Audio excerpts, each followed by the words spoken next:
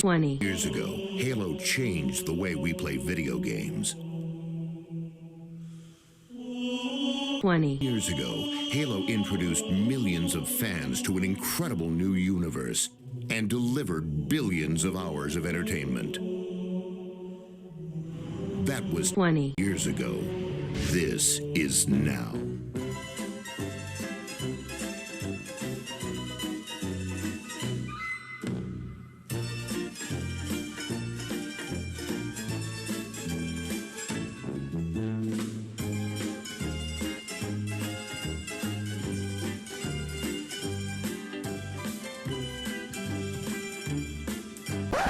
What's up, nosy people of YouTube? My name is the Big Nose Nose, and today I come to you on my very first video ever, so please like and subscribe if you enjoyed, with a topic that is very close to my heart.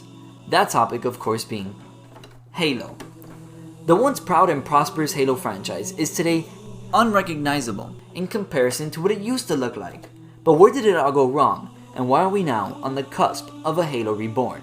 Well, I, Sir Big Nose Nose, will be attempting to answer that fundamental question with facts and my own opinions in this video and a series of follow-up videos that I will be releasing within the next few weeks. So sit back, relax, and grab a bag of hot Cheetos to choke on as we take a trip down memory lane.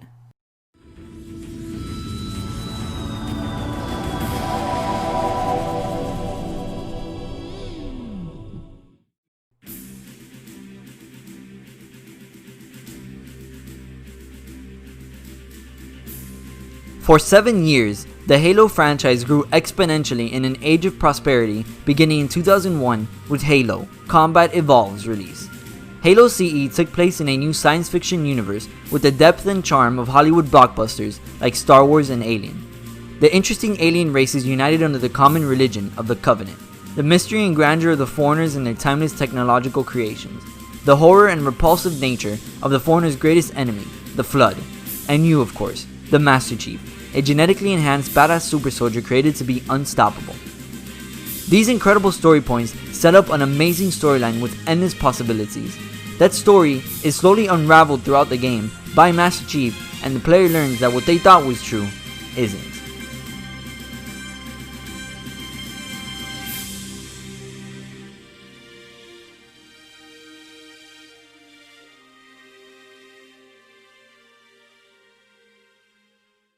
In the first mission of the game, Master Chief wakes up on board the military starship, the Pillar of Autumn, in the middle of a decades-long war with an alien threat. We then meet Cortana, basically your smart virtual girlfriend, Captain Keyes, your leader, and Sergeant Johnson, your daddy. We also meet the Covenant, the alien retards that want to kill you for some reason. Lastly, we meet a strange and massive ring world floating timelessly in space with ancient secrets hidden for millennia. What followed was an epic story worthy of being on the silver screen. The Pillar of Autumn made a blind jump through slipspace, Halo's light speed equivalent from Star Wars, in order to escape the destroyed planet of Reach, which fell to a Covenant armada. In compliance with the Cole Protocol, any UNSC starship fleeing a battle with the Covenant behind them had to make a random slipspace jump in order to avoid revealing the location of Earth or any other human colony. Coincidentally, when the Pillar of Autumn made that jump, it landed right in front of a Forerunner ring world, with the Covenant at their tail. The Covenant's whole religion revolves around the ancient aliens who created that ring. They believe the Foreigners, as they're called, were gods, and that activating the ring is the key to reaching spiritual salvation.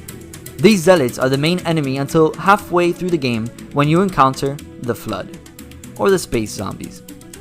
The ring had these things dormant inside a containment facility administered by a floating eyeball called Guilty Spark.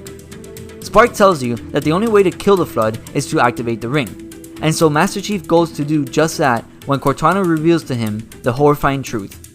The ancient megastructure accidentally found by the Pillar of Autumn is not what you think. This ring is called Halo. It's a weapon, one with vast, unimaginable power. You have no idea how this ring works, do you? Why the Forerunners built it? Halo doesn't kill Flood, it kills their food. Humans, Covenant, whatever. We're all equally edible. The only way to stop the Flood is to starve them to death. And that's exactly what Halo is designed to do. Wipe the galaxy clean of all sentient life. Halo does destroy the Flood, but it does so by killing its food source, which means all sentient life in the galaxy. Master Chief needs to stop the Flood, but can't fire the ring without killing everything else, and the Covenant's fanatical religion dictates them to do just that. This puts the Master Chief between a rock, a hard place, and a gun pointed at the head of the galaxy. So Master Chief, being the badass he is of course, just blows it all up. Epic ending to an epic story. This was unusual in the FPS genre because these types of games were typically focused on gameplay, not storytelling. The game also made efforts to world build by alluding to other occurrences in the Halo universe, like the Fall of Reach, while keeping enough out to evoke mystery. The main character is himself a mysterious blank slate that the player is meant to inhabit as if it were their own avatar. For this reason, people got invested in Master Chief and his struggles throughout the game as if it were their own problems.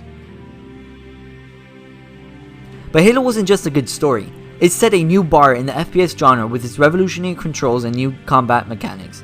Hence the name Combat evolved. This was a time where big, expansive environments weren't seen too often, certainly in sort of the shooter space, which had been very corridor focused for a long time. If you remember the demo, it started off indoors, pretty typical, but right in the middle of the demo, we took you outside in that moment of transition, and the camera panned up to show you the sun and the vista. And I think at that point, everybody who was watching and afterwards realized, wait, this is a step change in what we expect from a typical shooter. For the first time on console, Halo created an experience to rival that of PC FPSs. Never before had an FPS on console gotten the controls to feel so right like CE did. As for mechanics, believe it or not, Halo 1 started the two-weapon system that has been adopted in most FPS games like Call of Duty or Battlefield. This system forced players to think tactically about which weapon combos they would need for the encounters ahead. For instance, taking a sniper and rocket launcher would leave a player vulnerable in close quarters. Halo was also among the first to introduce the regenerating health mechanic in the form of energy shields. Aside from that, it also drastically changed the expectations players had from an FPS game on console by opening up the corridor levels of traditional FPSs and creating vast and expansive levels that players could explore and get lost in. As if this was not enough, Halo threw vehicles into the mix to keep those vast levels full and easy to traverse while keeping it fun. But wait, there's more. The musical demigod known to mortals as Martin O'Donnell created a soundtrack for the game that would rival those of the great maestro John Williams. Using Gregorian monks to achieve that ancient and mysterious feel, Marty integrated an original Irish melody to create the most epic of songs, Halo's main menu theme. The entirety of the game's soundtrack was expertly created and added a level of quality and emotion to the game that is unmeasurable in value. So on the way to his house, I'm driving over, I'm like, okay, ancient, epic, mysterious. Well, ancient, Gregorian chant monks singing. So I made up a melody while I was in the car.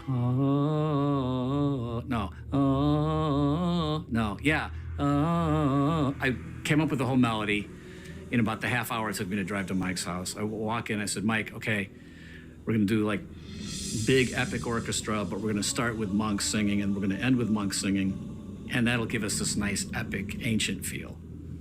And Mike's like, yeah, cool. All of this was wrapped up nicely with the last minute addition of multiplayer. Borrowing from the campaign's mechanics, Halo CE's PvP was a true innovation for its time, focusing on what Bungie called the three pillars of Halo gameplay, that being guns, grenades, and melee. The PvP was simple, yet fun and addictive. This, accompanied by the shield system, two-weapon system, and vehicles on large open maps, created a PvP experience like nothing else on the market. It was at this moment that the phrase, "1v1 me on Beaver Creek," separated the men from the bitches in every middle school homeroom. LAN parties also became a common occurrence as people hauled their heavy box TVs around to their friends' basements. People could not get enough of CE's multiplayer, and this drove up the sales of the new Xbox console that Halo had shipped in. Some even claiming that Xbox would not have survived if it not for its flagship title. No, I don't think Xbox survives if Halo wasn't there. If you looked at the other launch games that we had, Project Gotham was a nice game. There were a lot of games that proved that we could actually ship games on a gaming console, and Microsoft kind of had no business in doing that. It was our first time trying to do that. But Halo was the thing that I think made people look, and that gave us credibility in creating a console. We didn't sell a lot of the original Xbox if you go back to the sales figures, but we sold a lot of Halo. When we shipped Halo 1, we had doubt about whether the game was going to be successful, but we also didn't know if the Xbox was going to be successful, frankly. But we really didn't spend too much time thinking about, well, what would we do next, because the odds were stacked against us. And of course, when it hit and hit big, well, that's when we had to scramble. After the massive success that was Halo 1, Bungie knew that they had to make an experience that was at least better than CE. But how could they raise the bar higher than it already was? In short, the pressure was on. Our early plans for Halo 2, to be completely honest, were pretty disorganized. What everybody felt, very intensely was, we have a hit, we can't just ship another game like that. It has to be bigger and better. It has to have more features, more weapons. In a few hours, one of the most eagerly awaited video games finally goes on sale. Preparing to rewrite retail history. Video game is expected to have bigger first-day revenues than any movie has ever had an opening day at the box office. Biggest retail launch in entertainment history. 3 years after the release of Halo, Combat evolved, and after a troubled development, Halo 2 hit store shelves worldwide. Bungie had done the impossible. They had again revolutionized the industry. Halo 2 managed to outperform CE in almost every aspect. Beginning with the single player, Halo 2 told the story of the Master Chief's return to Earth and the Covenant invasion that followed. It also introduced fans to a new alien baddie known as the Arbiter. This time around, the story would become a much more complex narrative. The game opens up with a two-sided cutscene showing the Master Chief attending an award ceremony and a Covenant criminal trial by the High Prophet on the elite commander who failed to stop you in the first game. Truth, mercy, and regret are the prophets and the leaders of the Covenant who reside within the Covenant holy city of High Charity, their capital. This intro tells us more about the Covenant's motivations and society than the whole of Halo 1. This intro also puts into perspective the state of both sides after the Master Chief's victory at Alpha Halo. The Elite is tried and convicted of heresy and is tortured by the Brute leader Tartarus, the Brutes being a new alien species introduced to Halo 2. He is also branded with the Mark of Shame, and all this while the Master Chief gets suited up in his new and beautiful Mark 6 and enjoys some awards being pinned on his armor. It's at this point that a Covenant fleet arrives at Earth with the Prophet of Regret on board one of the ships. Regret wasn't aware that Earth was the human homeworld. He just knew that Earth contained a powerful and long-dormant foreigner treasure. The Master Chief then defends Cairo Station and has his most badass moment in his entire career. What if he missed? I won't.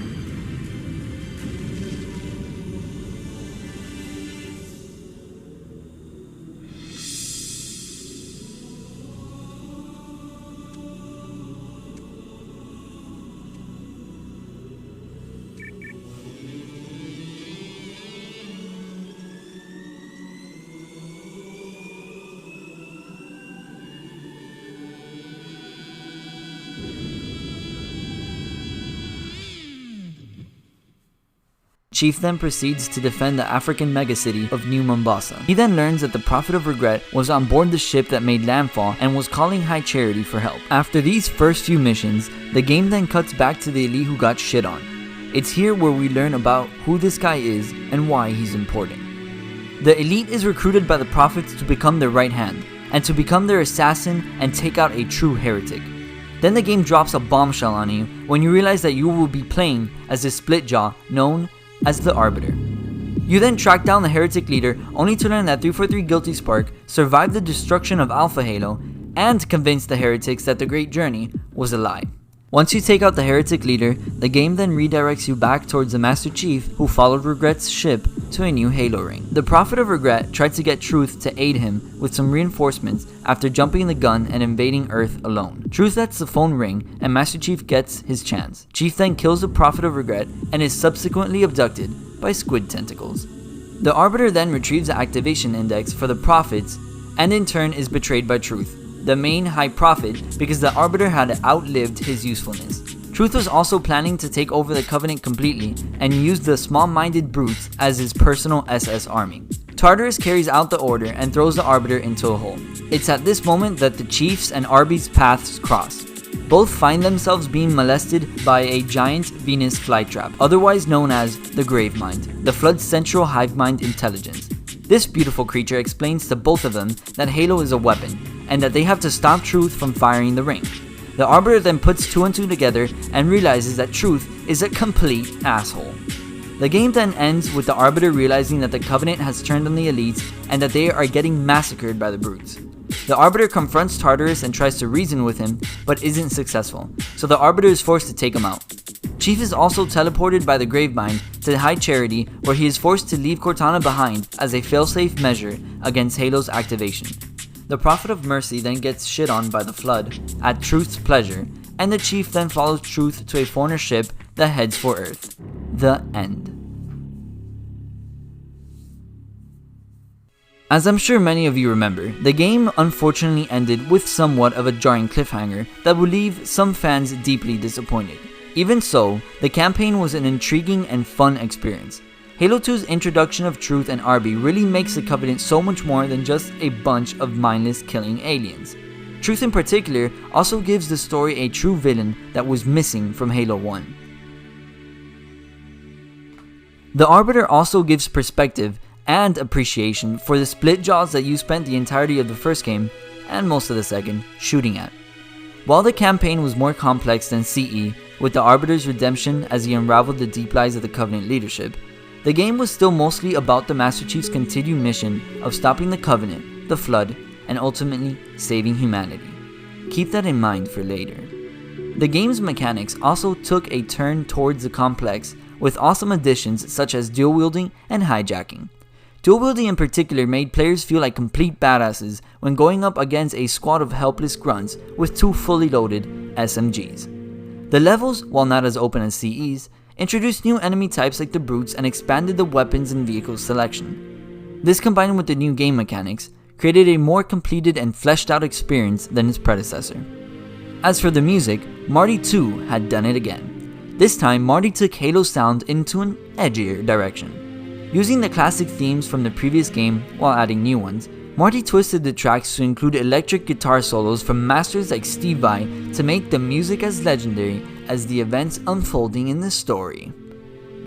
Marty also scored deeply emotional pieces like Ghost of Reach and In Amberclad to enhance the feelings that the story was trying to make the players feel. The game's score was ultimately a major factor in the campaign's emotional success. But while Halo 2's campaign was an improvement all around from the previous iteration with more complex stories and gameplay, Halo 2's true innovation came in the form of its contributions to Xbox Live. Max Hoberman, Halo 2's multiplayer lead, had a simple philosophy when tasked with creating the new features to accompany the game when it made its debut on the new Xbox Live platform. His philosophy was simply to recreate the experience of having LAN parties, but on the virtual couch.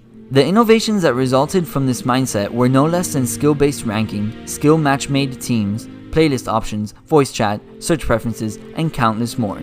These features essentially made connecting on Xbox Live solely about hanging out with friends and playing some Halo, not about utilizing cumbersome technology. The innovations Halo 2 introduced would eventually make their way to every major FPS to date. By utilizing these new features, Halo 2's multiplayer expanded from the confines of your own home to the entirety of the world. You know, I think if you're a game player who hasn't tried Halo and you're playing things like Battlefield and Call of Duty, there are a lot of things that you take for granted when you start up a game. You'll go in a matchmaking playlist. You'll be matched with players of the same skill and the same interests. Obviously, they want to play the same game mode as you do. There's an even number of players that are evenly matched, so that each game is fun, each game is close, and each game is exciting. So when you finish a game, you either won or you lost, not by a huge margin, which made it fun, made it challenging. But I got to give credit to Max for that. That was his baby, and that's probably his biggest impact on the industry today, is he's kind of changed the way that we play console games online. Even so, while extremely fun, Halo 2's PvP was not without its faults. A major oversight by Bungie was making the SMG the starting weapon for most modes. The SMG, being a dual-wieldable weapon, obviously encouraged the mechanic extensively as a spawn weapon, and in turn, players stopped using grenades in melee because those attacks would be locked while a player was using the mechanic. The lack of grenades and melee at times essentially broke the three pillars of Halo gameplay, resulting in less enjoyable games. Halo 2's PvP was also plagued by multiple serious game exploits like BXR, but for the most part, these negatives were counterbalanced by the legendary maps and new game mechanics. Some even claim that the glitches added to the experience. No lives. Even so, Halo 2's multiplayer was an experience that one could spend years enjoying and playing. Some even said that the multiplayer was the only thing that kept the world from plunging into World War III as unrest spread because of the long wait ahead for Halo 3. But finally, in September of 2007, it was time to finish the fight. Halo 3 set an opening day sales record of 170 million, outdoing any video game or movie debut before it, and shaking the gaming industry to its core, chipping away at the sales of other games released that year. 2007 also saw the apex of this franchise, becoming a gaming juggernaut and putting the Xbox 360 on the console gaming throne. As the last of the trilogy, Halo 3's campaign set out to tie up all the plot points set up in the previous games, while satisfying with a good conclusion and gameplay. The story kicks off immediately after Halo 2. Master Chief grabs a foreigner door as a heat shield and in classic badass fashion jumps off Truth's ship. He lands over the African jungle overlooking Mount Kilimanjaro and presumably the Ark. Once getting saved by his daddy Johnson, Chief gets up and sees something shimmer behind Johnson. This is what happens next. Chief, wait! The Arbiter's with us!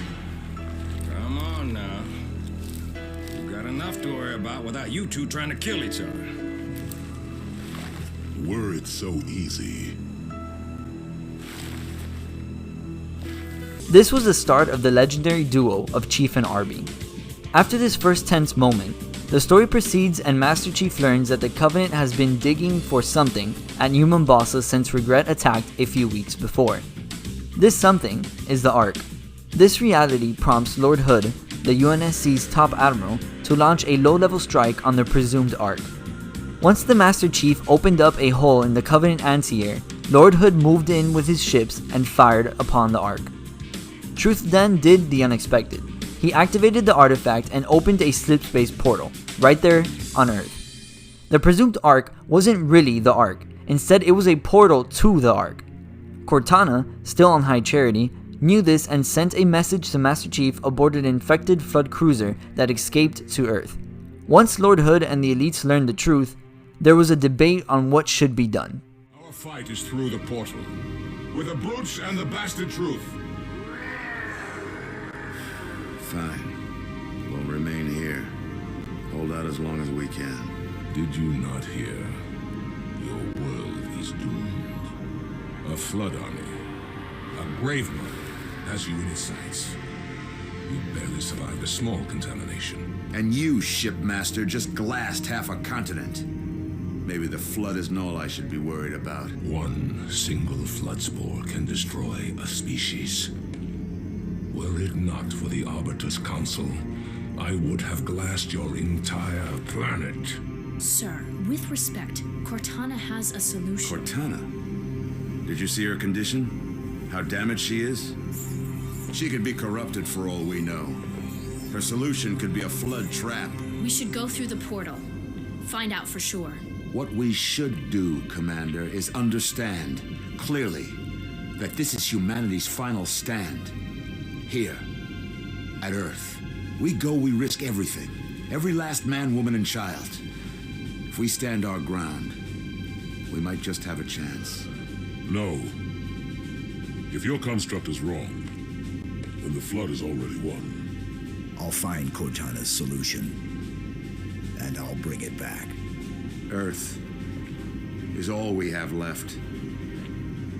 You trust Cortana that much? Sir. Yes, sir. This is either the best decision you've ever made or the worst. Hell of it is, Chief. I doubt I'll live long enough to find out which. This cutscene is beautiful. It shows the tense alliance between humanity and the elites. It shows the desperate position of the UNSC. It also subtly shows the Chief and Cortana's relationship when Lord Hood asks Master Chief if he trusts Cortana, and Chief says, Sir. Yes, sir. Once Chief makes that decision, Lord Hood agrees to send Chief and the Ford onto Dawn to the Ark. When the Allied fleet arrives at the Ark, the first task is to defeat the Brute fleet and find Truth. Once the Ark's cartographer is found and Truth is located, the Allies launch one final effort to end the war. Truth, at this point, was already in the Ark's control room getting ready to activate the entire Halo array. Once again, Johnson gets abducted somehow and is used by Truth to activate the Halos. This forces the Gravemind to make a beeline towards the Ark aboard High Charity. Once all the parties involved are together, the Gravemind makes an alliance with Arby and Chief to take out Truth. That was his main goal overall, not to allow Truth to fire the Halo rings. Miranda also tries to take him out in an arguably very retarded move and gets shit on by a hunchback, old-ass, crippled alien. In any case, Chief, Arby, and the Flood make it to Truth, and the Arbiter finally has his revenge.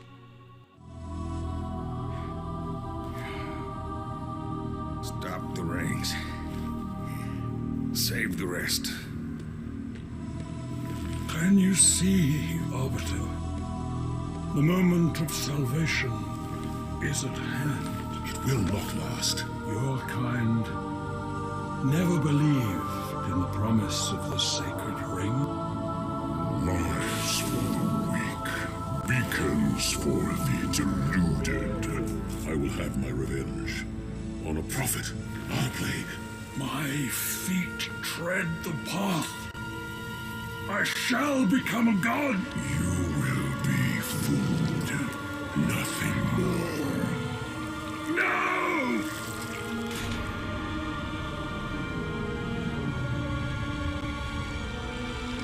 I am truth, the voice of the covenant. So, you must be silenced.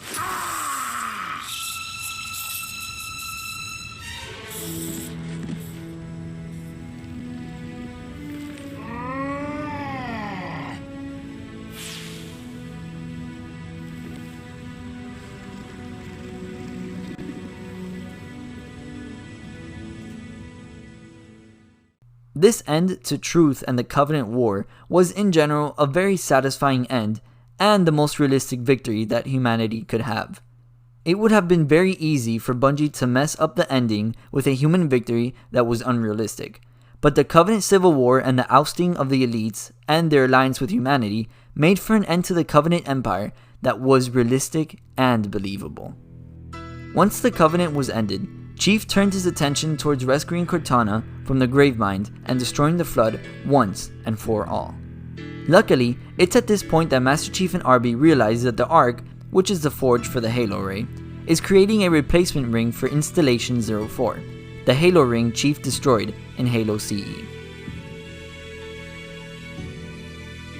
In order to destroy the Flood, Master Chief would activate the replacement Halo by using the index Cortana had from Halo 1.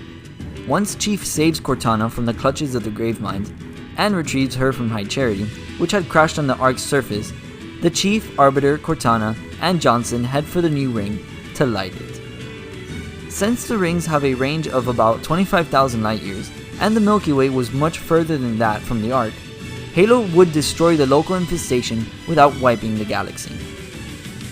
Things, of course, get complicated.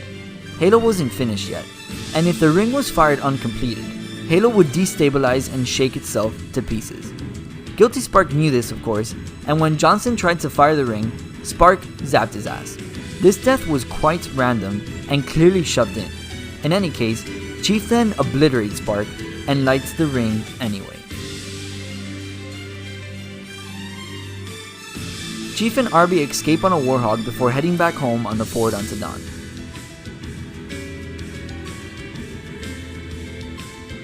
This moment is just awesome and really shows how far these two characters have come since Chief put a pistol up Arbiter's mouth during the game's first mission. In the end, Lord Hood holds a memorial at the Ark's portal on Earth with the Arbiter and a bunch of random Marines. Arbiter says goodbye to Hood and heads back home. All this and the Chief is missing. Then we see this.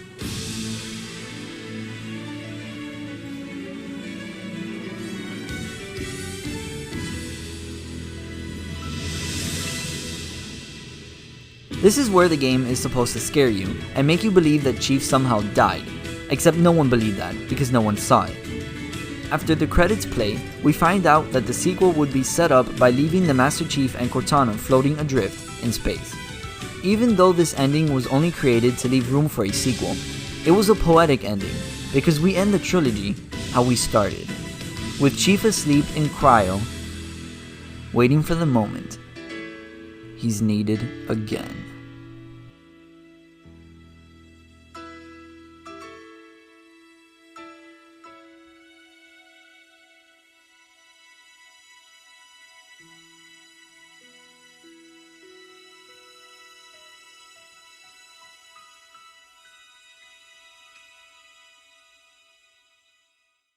The story was overall well received.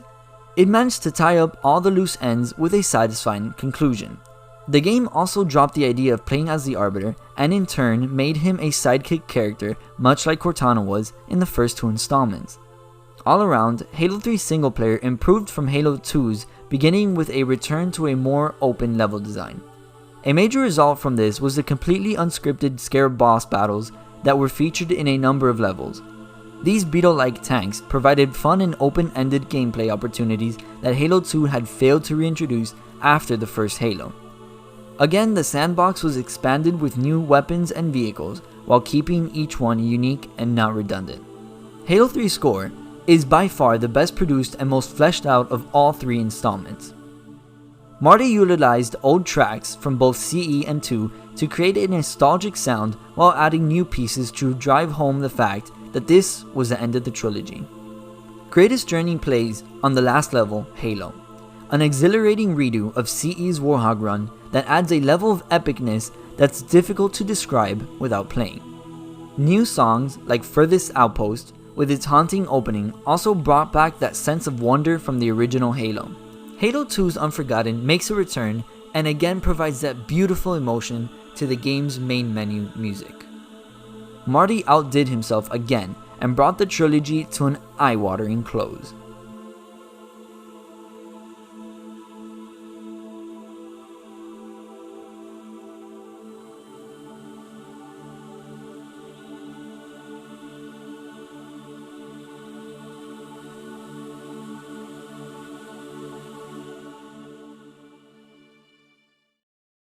Halo 3 did not redefine the FPS genre as Halo 1 did, nor did it pioneer online multiplayer features as Halo 2 did. But if you thought Halo 3 did not innovate, you would be wrong. These innovations were not as clear as the innovations in previous games, but were nonetheless important. Halo 3 introduced two features that would make the game a true community platform. The first of which was Forge. In short, Forge is a tool that allows players to create maps on certain pre-made canvases, those being Sandbox and Foundry, or any other level but to a less extent. Players had a range of objects that they could spawn in to create whatever they could think of. Anything from racetracks to haunted houses was possible to create in Forge. By pairing Forge with custom games, Bungie also let players create new game modes for those maps like the legendary Griffball. Then there was Theater. This feature allowed players to view their multiplayer games or any other game session in a playback mode that could be used to pause, speed up, take pictures and videos, and many more features. Machinima makers were able to use this tool to create great works like Red vs. Blue. Both of these tools were also integrated into a file share system that allowed players to share their creations on their profiles. Ultimately, what these tools did was foster a community that was bonded together by its love for Halo. But perhaps the most loved mode of Halo 3 was its PvP. Multiplayer this time around focused on taking the Halo 2 experience and refining it. Glitches like BXR that had plagued Halo 2 were eradicated. The assault rifle was reintroduced to remove the dual-wieldable SMG as a starting weapon, which had prevented players from utilizing their grenades and melee. But Bungie took it a step further and experimented with a new addition to the sandbox. This addition was equipment. Ranging from absolutely useless to very overpowered, equipment consisted of a variety of pickups that all had distinct uses. Bubble Shield, for instance, was a deployable sphere that protected all inside from incoming bullets and grenades. Very OP indeed. On the other hand, Radar Jammer was literally useless because it not only jams your enemy's radar, but your own and your own team's. It was more useful as a trolling device than an actual asset on the battlefield. Nonetheless, the impact of equipment was minor as it had to be picked up on the map, much like power weapons. This is why equipment did not have an impact on gameplay when it wasn't used. The designers at Bungie deliberately kept equipment's impact on the game minimal so that when it was not utilized, the game still functioned perfectly. A point that they would not carry over to the next installment, regrettably.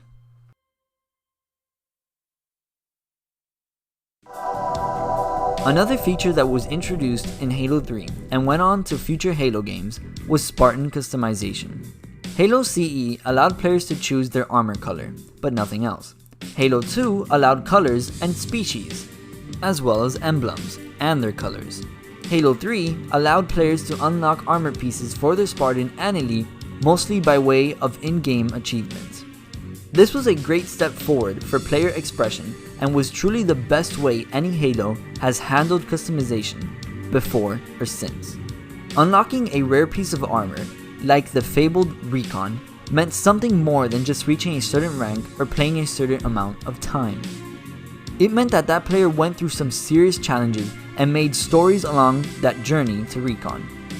Most of the armors didn't require such difficult challenges though, but that was still better than unlocking armor through playtime. For example, if anyone wanted the noobiest armor in Halo 3, also known as Hayabusa, they could unlock it by finding all the skulls in the campaign. Speaking of which, let me ruin your day real quick. Not cool. Come on, are you serious? You're getting this stoked about Hayabusa? Skullcruncher, you don't know why Hayabusa's the best? I guess I'll just have to tell ya. Oh god, not another obnoxiously high-pitched song. Oh, Hayabusa, it's just not what you're used to. Goodbye, you loser, I'm just too cool for you. Come on now, Hayabusa, my rank is gonna boost up.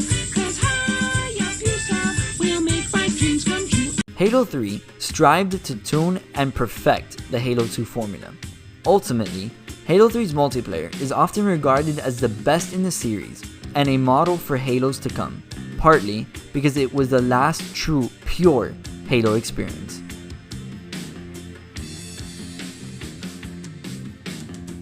All in all, it's safe to say that the original Halo trilogy was for the most part loved universally by its fanbase, with really no divergent opinions within the community regarding story, game mechanics, or art direction. Halo was Halo, and nothing in between.